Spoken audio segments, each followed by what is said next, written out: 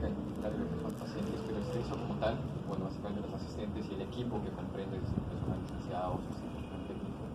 Bueno, por lo menos lo que yo vi que sí trabajan de forma organizada, sí se manejan ciertos conceptos, digamos, como grupo, me refiero como asistentes, y eso de repente orienta a que haya un mejor manejo del paciente. Que incluso a veces hay situaciones, no hay tanto, digamos, ese celo quizá profesional, cuando a veces hay un asistente que quizá no puede un procedimiento, o sea, no duda en llamar a otro para que lo pueda apoyar, y ninguno, digamos, que se niega, siempre están predispuestos justamente a hacerlo, obviamente en beneficio del paciente, ¿no? Como digo, sí manejan situaciones en conjunto, y lo que de repente lo ayuda bastante es el hecho de que hay justamente esas reuniones de cada día, donde se discuten las juntas médicas, que también orientan lo que es el manejo de las mismas, e incluso las técnicas que se van a utilizar en todos los tipos de pacientes, ¿no? Ya sean de repente de alguna manera que los pacientes procedimientos relativamente sencillos, pacientes con procedimientos un tanto más complicados, ¿no? Donde hay parte de los asistentes un poquito más pero de la parte de la experiencia, parte de la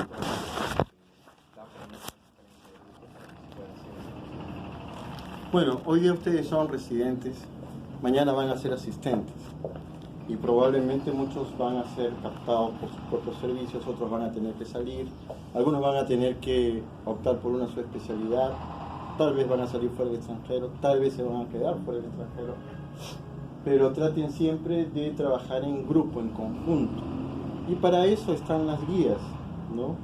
Siempre es bueno tener en cuenta o en consideración las guías, pero no hay que hacer un mix de las guías, o sea, hay que tomar ciertos puntos de cada guía. Los europeos se diferencian de los americanos, tengan cuidado en eso. Y las guías NICE que vienen de Gran Bretaña también, a veces muestran muchas diferencias. Bueno, ¿cómo definirías la angina crónica, JL? Angina crónica. ¿Cómo la defines?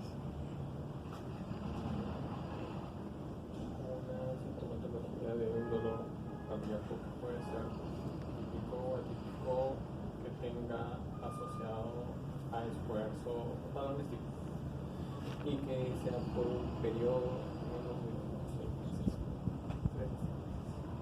¿Cómo? ¿Cuánto? 6 meses. 6 meses. Ok.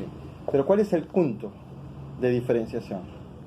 Porque angina estable por cardiopatía crónica versus angina inestable por un síndrome inestable se diferencia. ¿Cuál es el punto específico de la diferenciación? Porque de eso va a depender de que sigas una ruta o que sigas otra.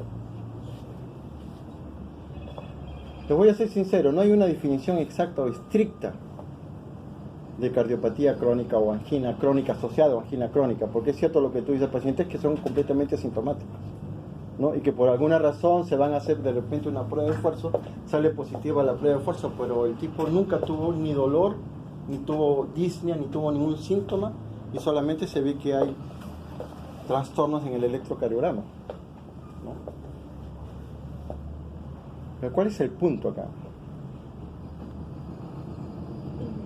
Amigo, dime. El síntoma, ¿no? Que no varía. El síntoma que no varía en el tiempo. Ese es el punto, claro. Porque hay una línea muy discreta entre uno y el otro. En cuanto a tiempo, la última guía europea prácticamente no lo menciona, solamente dice que tengamos mucho cuidado, ¿no? En el síntoma. Adelante, doctor.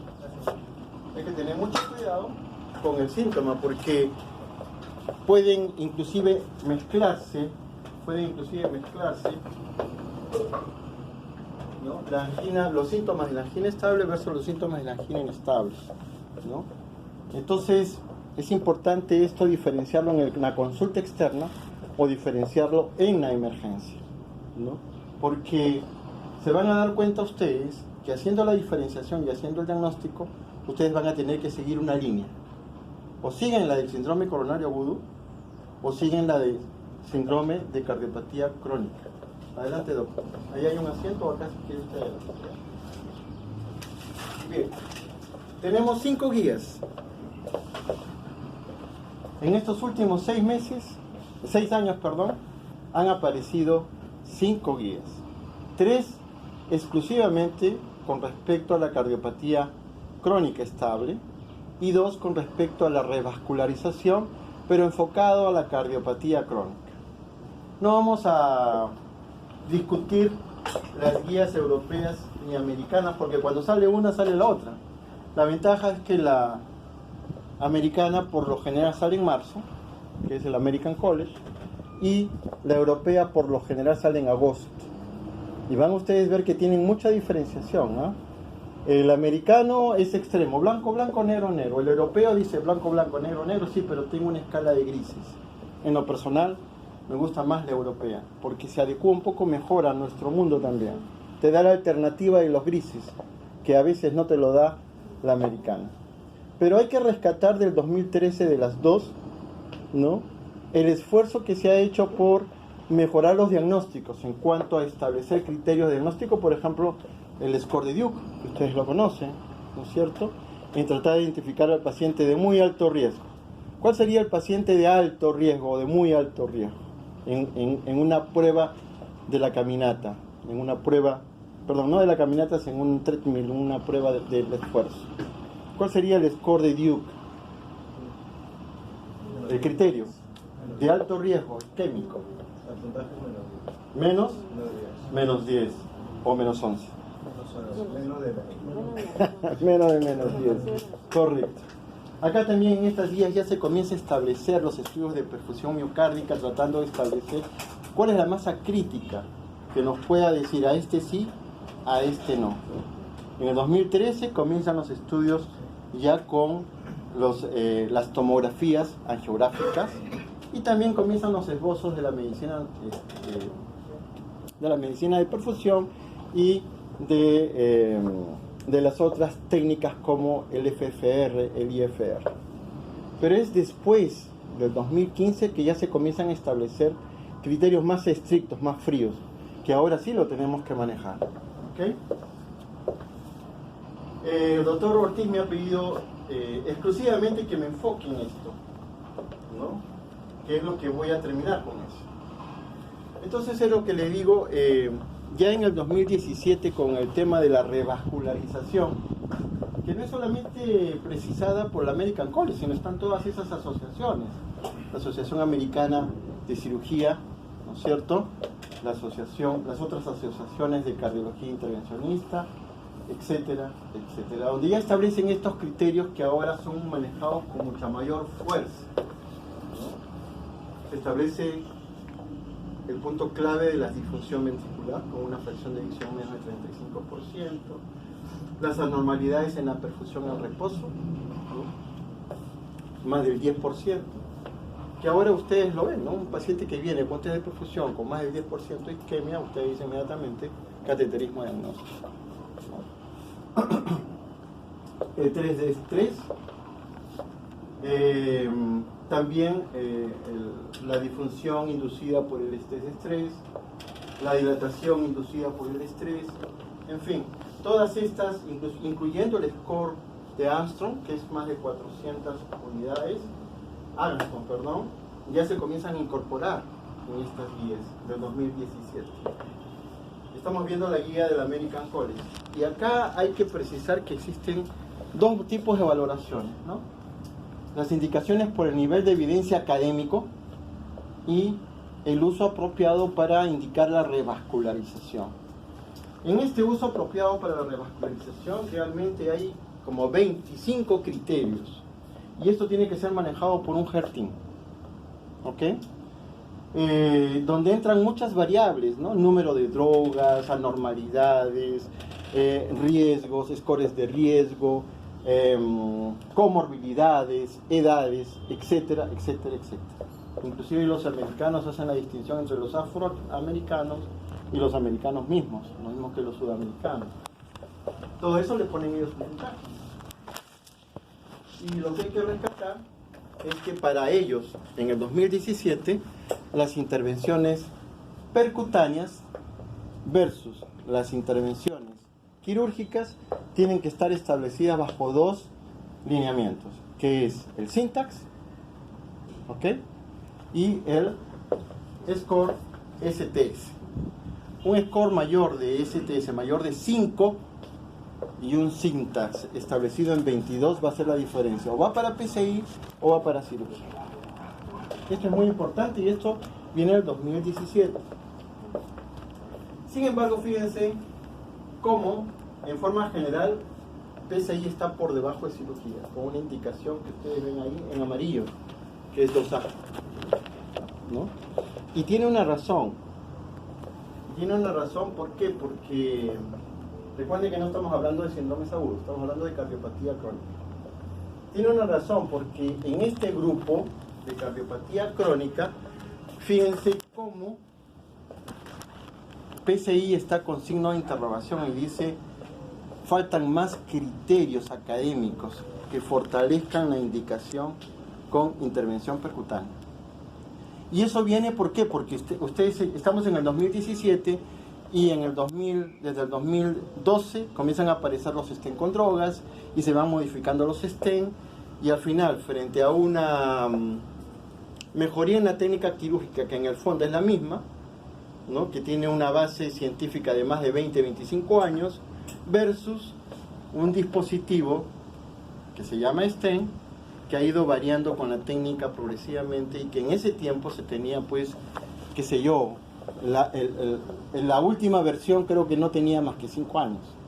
Entonces, por eso que ellos colocan y priman el peso académico, y entonces ponen al intervencionismo con signo de interrogación y también con falta de base científica o base de contenido en cuanto a beneficio versus la cirugía. Entonces, para ellos todo es la cirugía clase 1. En todas las situaciones, fíjense, en enfermedad multivaso, en enfermedad univaso, y datos insuficientes con respecto al beneficio en cardiopatía crónica. En el único que le ponen indicación 1 es en los pacientes sobrevivientes de muerte súbita con isquemia inducida por taquicardias ventriculares. Ese sí va a estudio, va a revascularización, o puede ir a una revascularización percutánea. Eso es por nivel de evidencia, ¿ok? Entonces, por evidencia, cirugía antes que intervencionismo. ¿Ok? ¿Hasta aquí alguna pregunta para que no se duerman? Porque el almuerzo ha estado, pero esta es una hora muy fea, ¿no? ¿Qué has almorzado, Jotel? Sácate un pedazo de lenteja. El otro es ya que el HER Team, con el uso apropiado de criterios, decida. Pero acá el HER Team tiene una exigencia, que los pacientes tienen que estar sobre un tratamiento médico. Nada de que no tiene tratamiento médico, nada de que está con una droga, una sola droga antigénica, no. Tiene que estar con un tratamiento completo, si es que el paciente presenta síntomas y si es que el paciente es de alto riesgo. ¿Ok? Sobre los criterios no vamos a hablar mucho, pero sí hay una cosa que es interesante, porque en primer lugar nos dicen que hay que revascularizar lesiones del 50% o más. 50% o más. Tanto para tronco de coronaria izquierda como para el tercio proximal de descendente anterior. Es decir, si yo hago una geografía y veo que hay 50%, si sigo esta guía, debería proponer una revascularización. ¿Ok? ¿Está entendido eso? Ok. Pero sobre pacientes que tienen como tratamiento por lo menos 2 drogas, es decir, que está a full de tratamiento. Y miren, tiene indicación 1A. ¿Ok? Por criterio, no por evidencia. Porque recuerden que la evidencia es por los stent, por las nuevas generaciones del stent. Tanto para DA proximal como para DA no proximal, en este caso para coronaria derecha y circunfleja. Luego tenemos en 2 vasos. Fíjense que en 2 vasos tenemos el mismo alineamiento para 2 vasos. ¿Ok?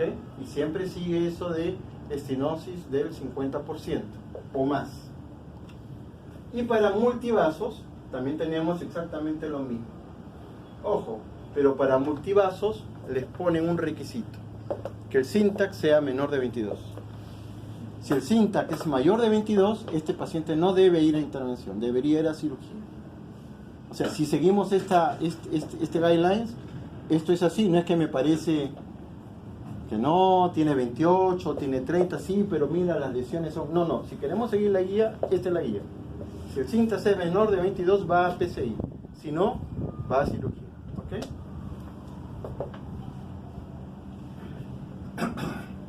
Y en el caso de tronco de coronaria izquierda, recuerden que las lesiones pueden ser únicamente del osteo, pueden ser del cuerpo, o pueden estar en la bifurcación.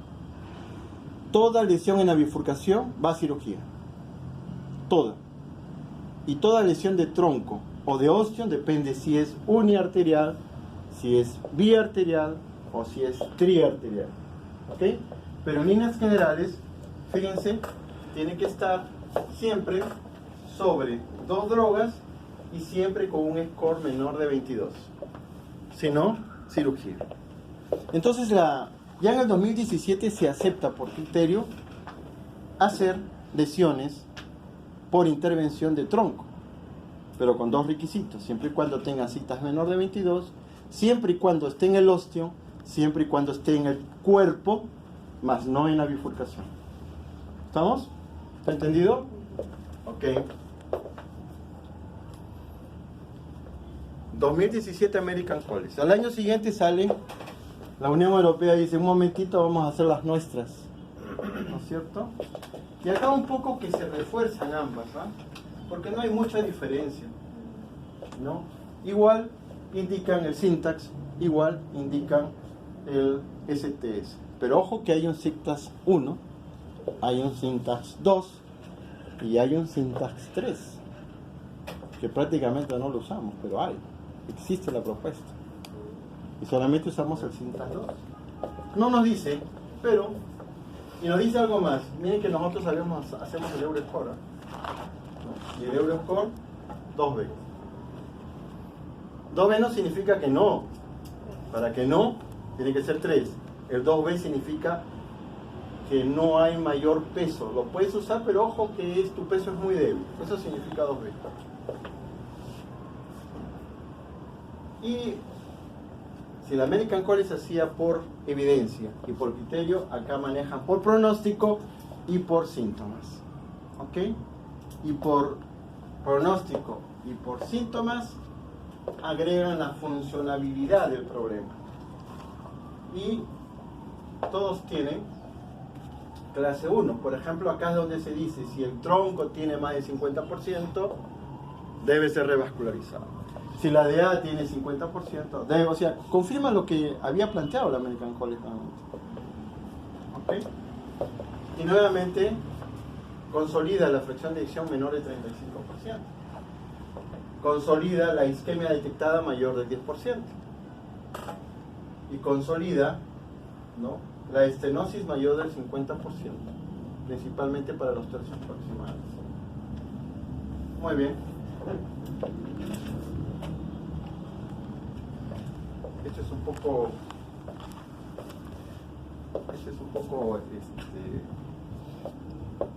básicamente es un vaso, qué hacer en un vaso, qué hacer en 2 vasos, qué hacer en multivaso. ¿Sí? Eso es.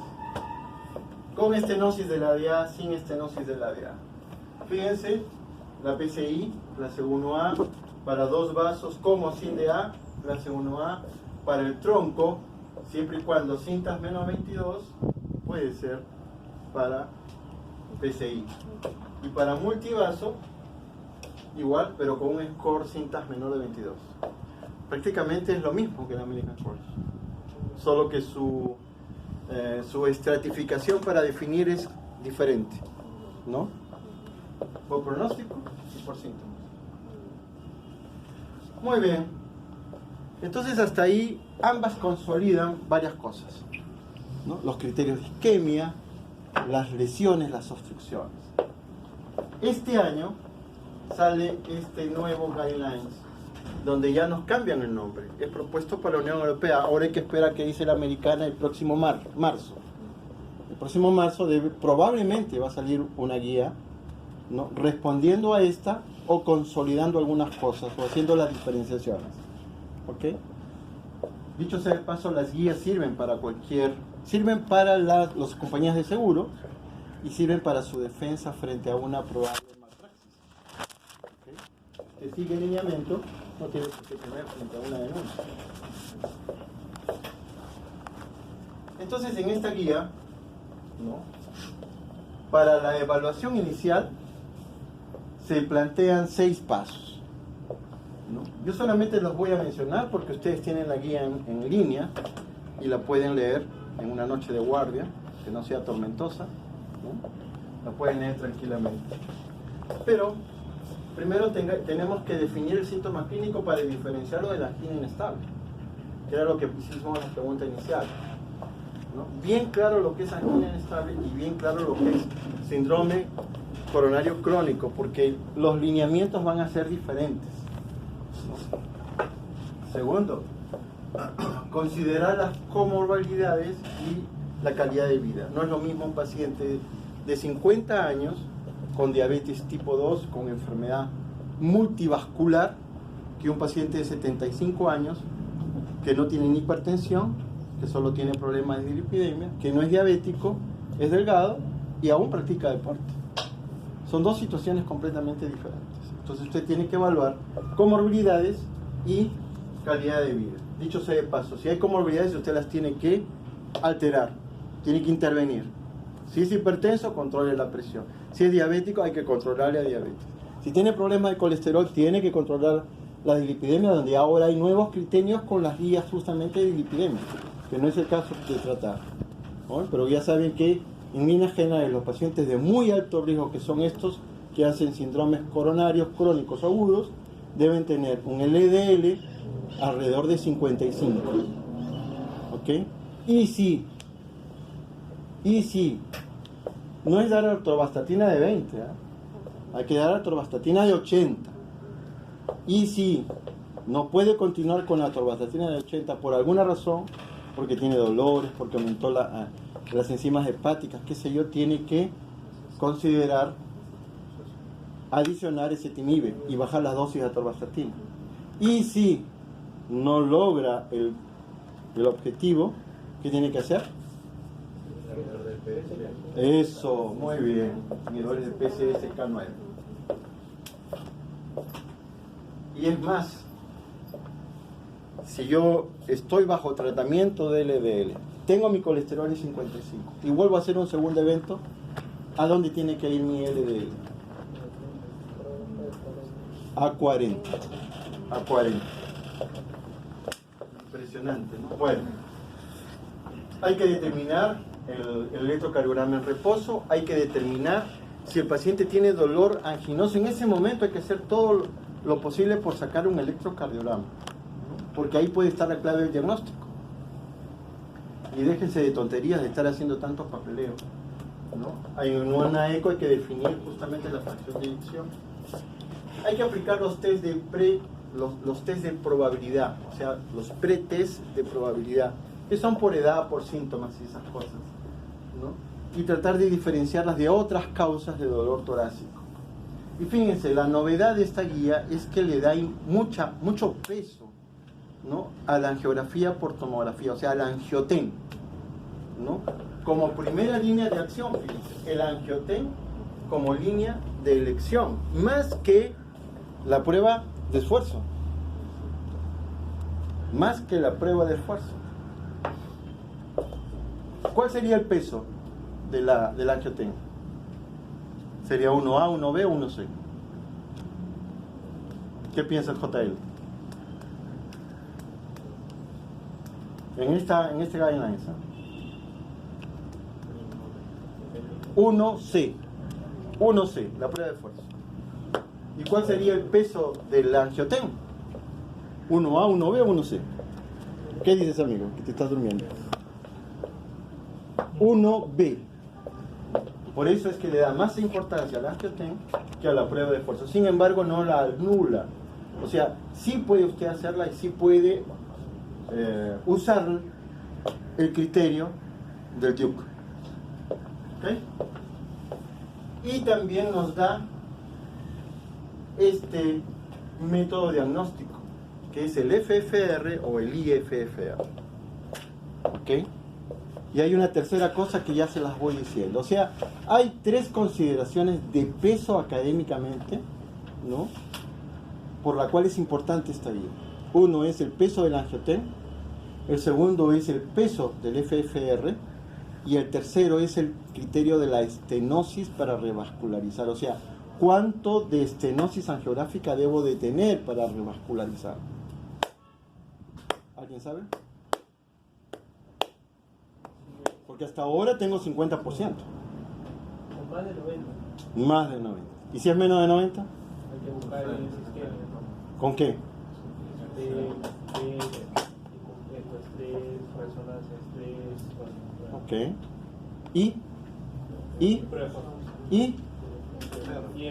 Eso. Esto es lo que va a marcar. ¿Ok? Porque si yo tengo una medicina nuclear que me dice, por ejemplo, que hay 12% de isquemia en la cara anterior y encuentro una lesión en la cara anterior menor de 90, digo, esa es. Pero si me dicen que es 15% de la cara anterior que debería corresponder a la DA y veo que hay en la derecha, tengo que hacer eso para definir. ¿Sí? ¿Está entendido? ¿Seguro o no? ¿No? ¿Está entendido? ¿Seguro?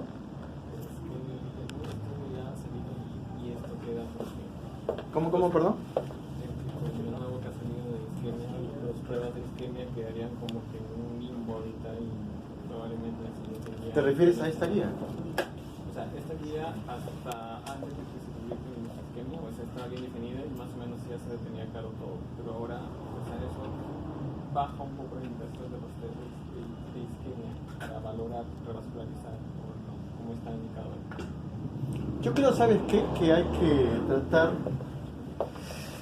de hacer esa correlación mágica entre todos los test no invasivos. Porque si tú usas, por ejemplo, la medicina de perfusión, se supone que el que hace medicina de perfusión tiene que tener un background, tiene que tener una preparación, ¿no es cierto? Porque, miren, yo tengo experiencia fuera del hospital y a veces deja mucho que desear las pruebas que se hacen fuera del hospital, en sitios privados. Y es porque el equipo no tiene ese background de repente que tiene el hospital. Pero si tú tienes la concordancia, ¿no? Realmente no necesitas el IFFR. Si tienes la concordancia. Pero si no la tienes, vas a necesitarla. Ahora, ¿qué haces, por ejemplo, si en el Hospital 2 de Mayo, si en el Hospital Militar, o en el Loaiza, o en el Almenara no tienen el FFR? Ahí viene el gran problema para nosotros. Dime, amigo, ¿qué vas a hacer? No, lo que comentaba es que sí es cierto, ¿no? Esta guía se publica, maneja parámetros de alto riesgo muy parecidos a la que se publicó en 2013, pero esa revisión en isquemia le quita un poco de peso a los test no invasivos SPEC, PET, ecoestrés, aún estando bien hechos por la falta de modificación en el pronóstico del paciente. Claro. Aparentemente, en este grupo particular de pacientes con síndrome coronario crónico, lo que es casi igual, el revascularizarlo se va a dar este tratamiento médico. Naturalmente en algunos grupos, no en todos, ¿no? Porque hay algunos que fueron excluidos de esa medicina. Y bueno, cambiaría un poco lo que esta guía, ¿no? Claro. Lo que pasa es, mira, yo creo que en el que tiene una lesión, una obstrucción, o máximo 2, creo que no habría tanto problema, pero que es multivaso sí. Y nos deja un poco desconcertados los que estábamos trabajando con el criterio de 50-70. ¿Ok? Porque si es única lesión que tiene 50%, me obligas a hacer ¿no? Me estás obligando a hacer un FFR para definir, ¿no? Y yo te pongo un ejemplo, por ejemplo, ¿qué pasa si la medicina nuclear te dice? ¿Qué pasa si el FFR es mayor de 80? No la haces. Porque los guidelines del 2013 y las revisiones que se hicieron posteriormente enfocaban más a la definición de la placa, ¿no? Si ellos veían una placa que era débil, que tenía una cápsula débil, así tuviera 40% la trataban, porque era mucho más riesgoso dejar esa placa con cápsula débil que con una placa con cápsula fuerte. Entonces yo creo que mucho depende cómo manejes el criterio, ¿no? Yo sigo pensando que los test siguen teniendo el peso, ¿no? Porque te están estratificando riesgos y al final tu criterio para revascularizar también es más fuerte, es más macizo, solo que te desconcierta un poco que te exige lo máximo de estenosis, por decirte. O sea, una estenosis de 85%, ¿qué hago, no? Me exige hacer lo otro. Y si no la tengo, y si me sale normal, pero concuerda con el evento, y si le hago un IVO si tiene una placa débil, una cápsula débil, no me da soporte, ¿me entiendes? O sea, lógicamente que no todo está dicho, ¿no? No todo está dicho, tampoco no nos parametremos en criterios estrictos, tampoco es bueno ser blanco, pero acá la competitividad te lo da el manejar los grises. O sea, lo blanco, tus extremos, el blanco y el negro, tus extremos, y la competitividad te da cómo manejas el gris para un mejor beneficio al paciente. Eso es, ¿sí? Ok. Pero esto del tratamiento obviamente son pacientes que ya están en tratamiento médico óptimo. Claro, Siguen sin exacto, definitivamente. Ese es el requisito básico universal. Tienen que estar en tratamiento médico óptimo. ¿Ok? Y aún así persisten con el problema. Ok, entonces en laboratorio básico ustedes saben que necesitan una hemoglobina, una glucosa. Si están sospechando de una diabetes, tienen que definir si es diabético o no.